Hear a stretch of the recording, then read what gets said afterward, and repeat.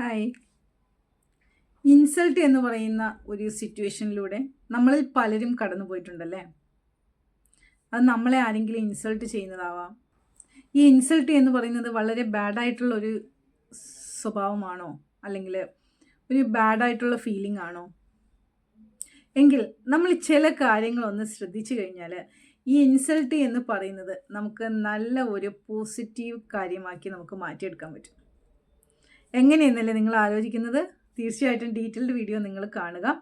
എങ്ങനെ ഇൻസൾട്ടിനെ നമുക്ക് പോസിറ്റീവായിട്ട് എടുക്കാൻ പറ്റും, അതൊരു നല്ല കാര്യമാക്കി നമുക്ക് എങ്ങനെ മാറ്റിയെടുക്കാൻ പറ്റും എന്നുള്ളതിനെ കുറിച്ചാണ് ഞാൻ വീഡിയോയിൽ കൂടി പറയുന്നത്.